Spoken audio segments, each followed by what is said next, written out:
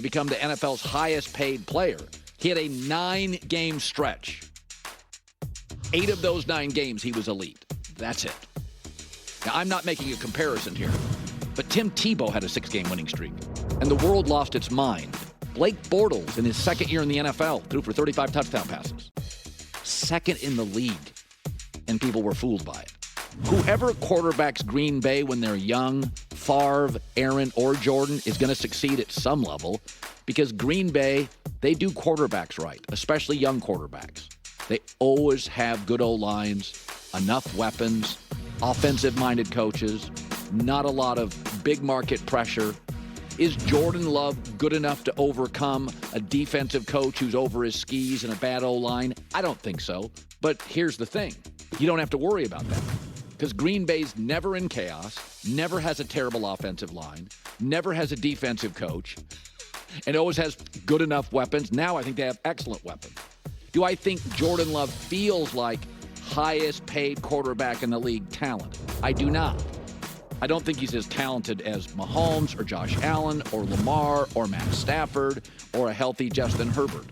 I'd be a little reluctant today, if given the choice, to give him that kind of money. I'm not asking much for a full season. Give me 6-7 more starts. I've got like 17, 18 weeks of good, really good, then I'm in. But I do think he's talented. But I mean, you got to be careful on this. Blake Bortles, people bought into it. Baker Mayfield, with Kevin Stefanski, makes the playoffs. Everybody's all in. The next year, they're bailing on him. The opinion I have is reasonable. I think he's the guy. I'd love to see another 6 starts.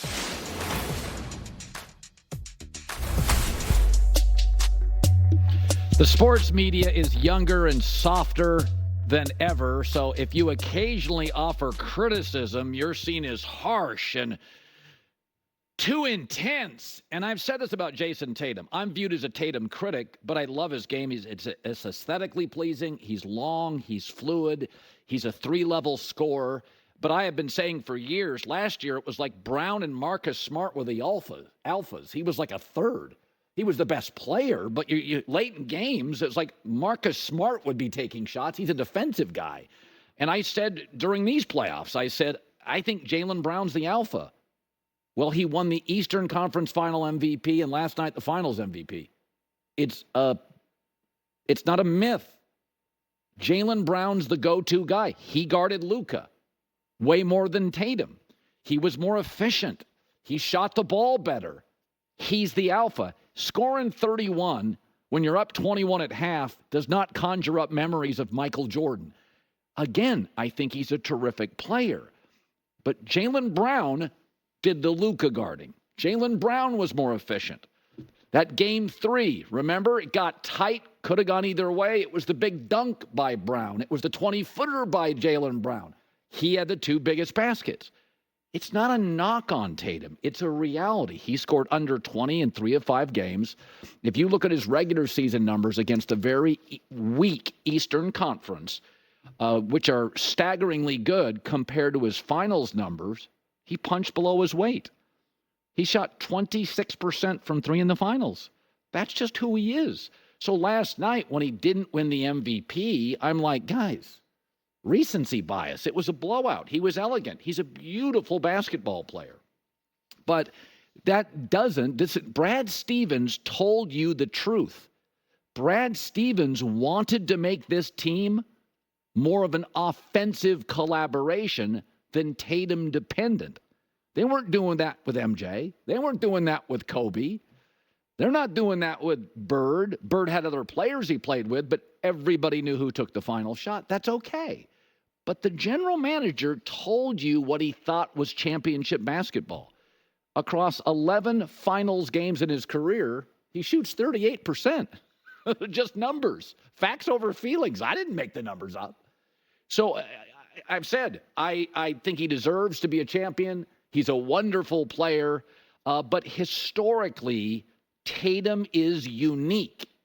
Usually our stars, your Magics, your Birds, I mean, I don't even have to name them. They sort of grab that big moment.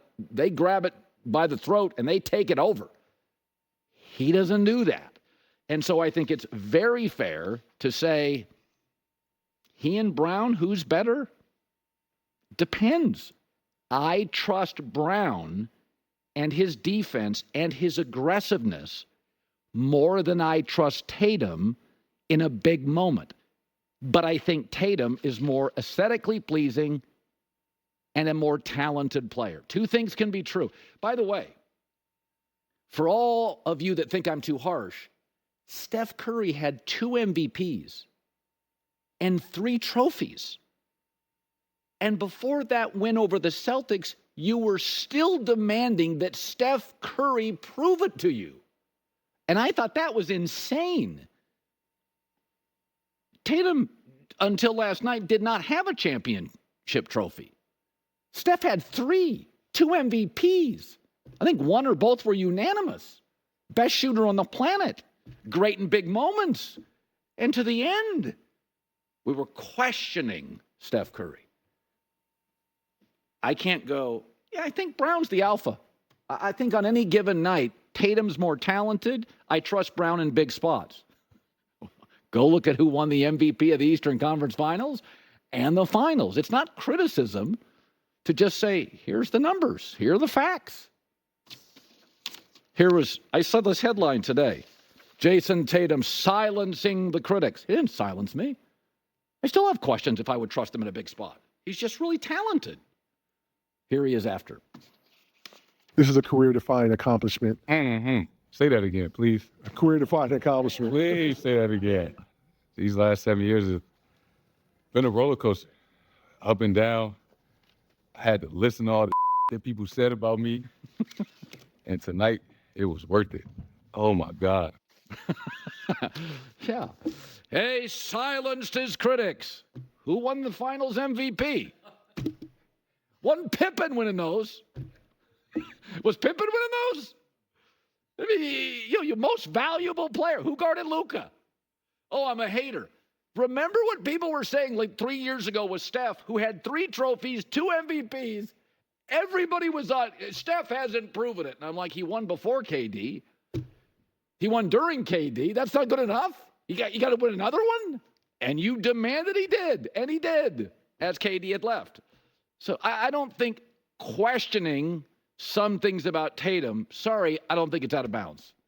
I mean, you get to the top of the mountain, wind blows a little harder, as they say. J-Mac, the news. No. Turn on the news. This is the Herd Line.